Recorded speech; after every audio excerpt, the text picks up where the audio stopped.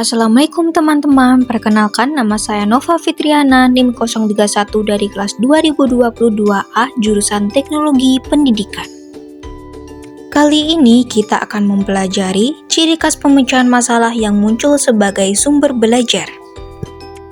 Materi pertama yaitu mendeskripsikan model pemecahan masalah menurut teknologi pendidikan. Dalam konteks teknologi pendidikan, model pemecahan masalah seringkali digunakan sebagai landasan untuk merancang pembelajaran berbasis masalah.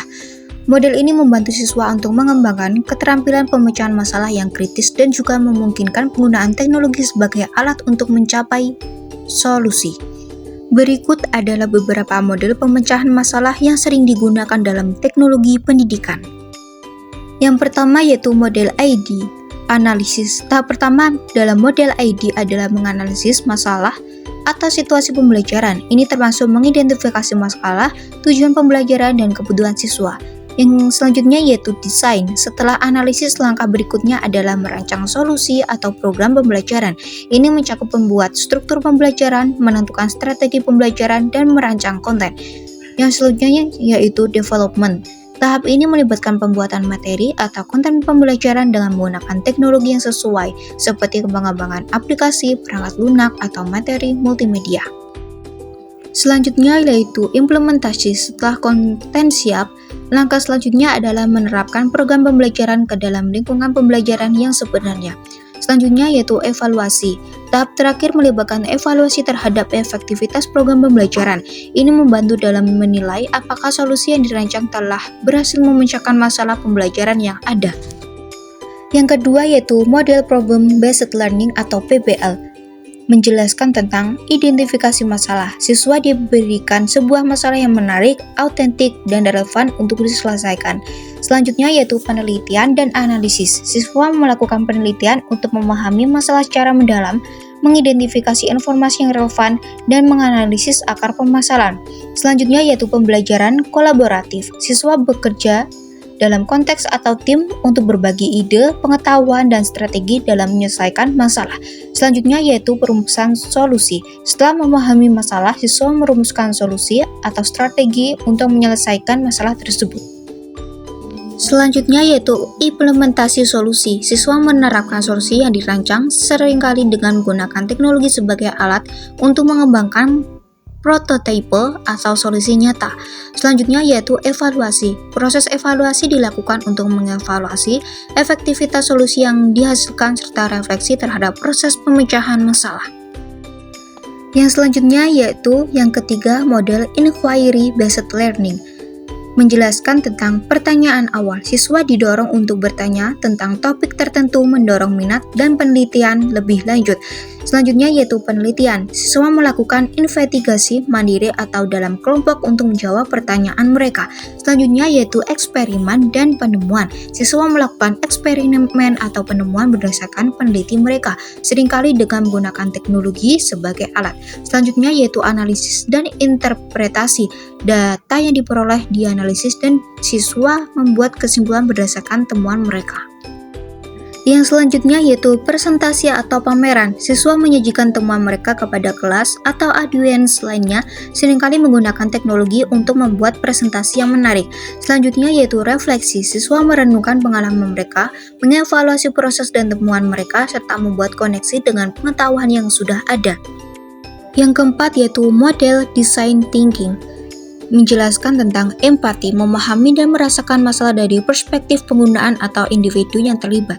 Selanjutnya yaitu definisi masalah, menentukan masalah dengan jelas, memahami hambatan, dan mengidentifikasi tujuan solusi.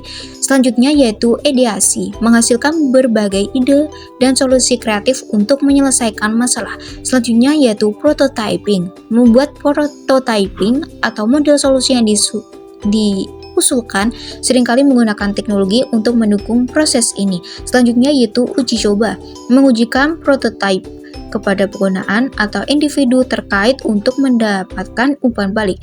Selanjutnya yaitu interaksi berdasarkan umpan balik, solusi diperbagi dan ditingkatkan secara interaktif. Baik, kita beralih pada materi menjelaskan ciri khas pemecahan masalah yang muncul sebagai sumber belajar. Pemecahan masalah bukan hanya sekedar menyelesaikan masalah konkret, tetapi juga merupakan sumber pembelajaran yang kaya dengan berbagai ciri khas yang muncul selama proses tersebut.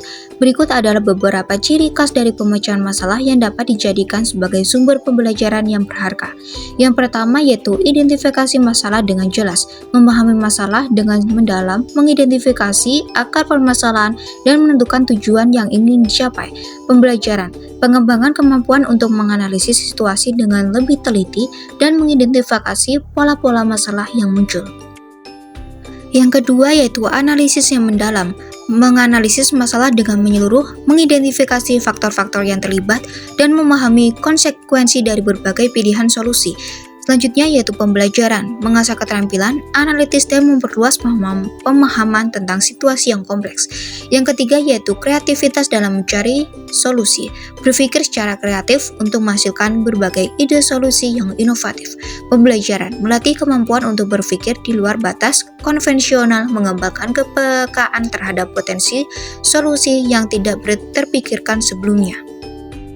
Yang keempat yaitu eksperimen dan percobaan, mengujikan berbagai solusi atau strategi untuk melihat mana yang paling efektif. Pembelajaran, memahami dari hasil eksperimen, mengidentifikasi kesuksesan dan kegagalan, serta mengadaptasi pendekatan yang lebih baik. Yang kelima yaitu evaluasi diri dan proses, merefleksikan langkah-langkah yang telah diambil, mengidentifikasi keberhasilan dan kekurangan, serta mengevaluasi proses secara keseluruhan. Selanjutnya yaitu pembelajaran, memahami bagaimana memperbaiki pendekatan di masa depan, mengenali kesalahan, dan belajar dari pengalaman. Yang keenam yaitu kolaborasi dan komunikasi, bekerja sama dengan orang lain dalam tim, berbagi ide, dan mendiskusikan solusi. Pembelajaran, mempelajari kemampuan untuk berkolaborasi, berkomunikasi dengan efektif, dan menghargai perspektif yang berbeda. Ketujuh yaitu keterlibatan emosional, pemecahan masalah seringkali melibatkan emosi, motivasi, ketentuan, dan kepercayaan diri.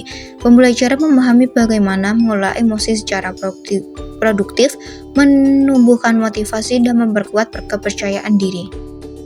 Yang kedelapan yaitu pengembangan keterampilan berkelanjutan. Setiap langkah dan pemecahan masalah membantu dalam mengembangkan keterampilan yang dapat diterapkan pada masalah lain di masa depan.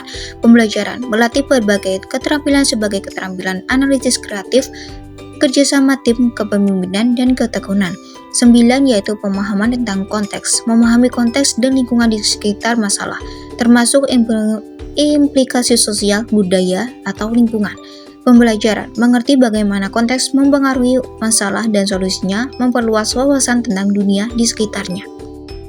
Yang ke-10 yaitu peningkatan pengetahuan. Melalui proses pemecahan masalah, individu akan memperoleh pengetahuan baru dan mendalam tentang topik atau situasi tertentu. Pembelajaran, meningkatkan pemahaman tentang berbagai topik, meningkatkan berbasis pengetahuan, dan merangsang rasa ingin tahu. Yang ke-11 yaitu kesempatan untuk merasakan keberhasilan. Merasa puas dan percaya diri ketika berhasil menyelesaikan masalah yang sulit. Pembelajaran membangun rasa percaya diri, memperkuat motivasi untuk belajar, dan mencoba hal-hal yang baru. Yang ke-12 yaitu pengalaman sebagai guru terbaik. Pengalaman dalam menyelesaikan masalah menjadi guru terbaik dalam pembelajaran. Pembelajaran, belajar dari pengalaman langsung, memahami proses pemecahan masalah secara lebih mendalam, dan membangun keahlian yang kuat. Dari hal tersebut dijelaskan bahwa pemecahan masalah tidak hanya menyediakan solusi untuk masalah yang dihadapi, tetapi juga merupakan proses yang kaya akan pembelajaran dan pertumbuhan pribadi. Dengan memahami ciri khas ini, seseorang dapat merangkul tantangan dengan lebih percaya diri, meningkatkan keterampilan, dan mengembangkan pemahaman yang lebih dalam tentang dunia di sekitarnya. Sekian pembelajaran ini, semoga bisa bermanfaat. Terima kasih.